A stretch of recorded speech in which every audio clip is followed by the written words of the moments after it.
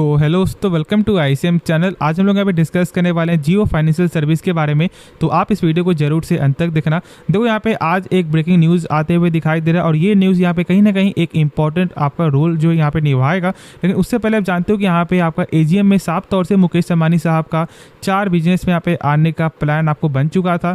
पहला यहाँ पे है आपका म्यूचुअल फंड यानी एएमसी के बिजनेस, फिर उसके बाद आपको यहाँ पे जो डिजिटल पेमेंट के रिगार्डिंग, और फिर उसके बाद आपका जो इंश्योरेंस मार्केट, और एक और जिसका नाम है आपको यहाँ पे रिटेल आपका लेंडिंग। ठीक है, तो ये जो यहाँ पे एक बड़ा बयान आया था ना, उसके बाद से स्टॉक में यहाँ पे शानदार फोकस वाला था और उसके बाद से ही आपको यहाँ पे मोतीलाल ओसवाल ने भी यहाँ पे बाय किया था। और एक ऐसा रिपोर्ट भी आ रहा था कि यहाँ पे आपको जामनगर जो इनके प्रमोटर है उनका भी एक अच्छा खासा यहाँ पे स्टेक बाइंग होते हुए दिखाई दे रहा है।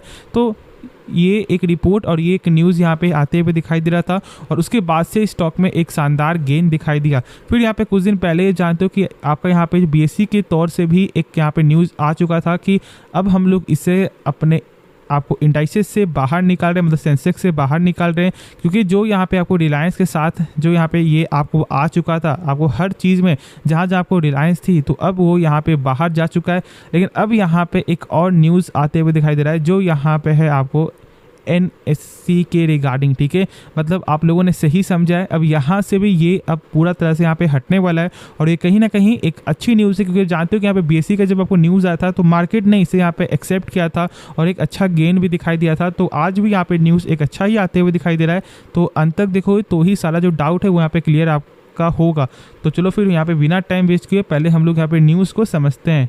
तो देखो यहाँ पे साफ तौर से लिखा हुआ है कि आज आपको यहाँ पे जो रिलीज़ में आज जो यहाँ पे प्रेस रिलीज के मुताबिक आपको फाइनेंशियल सर्विस यानी जियो फाइनेंशियल सर्विस जो यहाँ पे 7 सितंबर से निफ्टी 50 और समेत यहाँ पे एनएससी के सभी आपको इंडाइसेस से ये अब यहाँ पे बाहर जाएगा।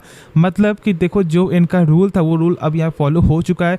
और बहुत से लोग आपको यहाँ पे ये भी बोलेंगे कि सर यदि यहाँ पे आपको जो है कल के दिन यदि ये अपना ब्रेकडाउन यहाँ पे करेगा रूल, तो क्या यहाँ पे फिर आपको डेट कैंसिल हो सकता है? तो ऐसा यहाँ पे आपको जो कंफर्मेशन आ चुका है कि ऐसा कुछ भी नहीं होगा, क्योंकि अब ये फाइनल डेट है 7 सितंबर, यानी अब इसका ये आखिरी दिन है। देखो यहाँ पे क्या आप समझ रहे हो, जैसे कि ये बस आपको कल भर ही आपको निफ्टी 50 में शो करेगा और परसों मतलब आपको जैसे यहाँ पे घंटी बजेगा उसके बाद ये गायब होते हुए दिखाई दे जाएगा। तो मार्केट इसे एक्सेप्ट कर सकता है, क्योंकि यहाँ पे हमने देखा कि बीएससी में मार्केट ने एक्सेप्ट किया है।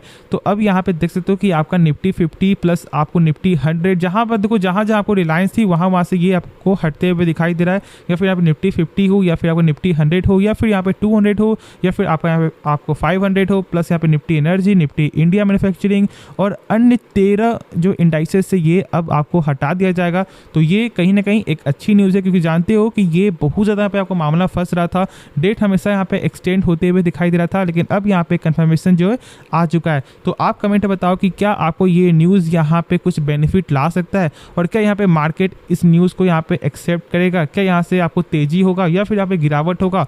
लेकिन अब हम लोग यहाँ पे डिस्कस करें कि भाई यहाँ पे मेरा पॉइंट ऑफ व्यू क्या है इस स्टॉक के रिगार्डिंग। तो चलो फिर समझते हैं। तो देखो यहाँ पे मैंने सबसे पहले आपके साथ क्या शेयर किया था कि जब यहाँ पे आपको इंश्योरेंस मार्केट में इंटर होने का जब प्लान आपको बना तो मैंने बोल दिया कि देखो यहाँ पे लॉन्ग टर्म का बिजनेस है, क्योंकि अभी भी अपने भारत में इंश्योरेंस मार्केट उस जो कदर का मार्केट नहीं है जैसा बाहर के देशों में दिखाई देता है। तो कहीं ना कहीं तो यहाँ पे फोकस तो आप लोग को जो रखना ही था, और इसलिए मैंने आपको HDFC लाइफ भी शेयर किया था जब उसका प्राइस चल रहा था 510 के रिगार्डिंग।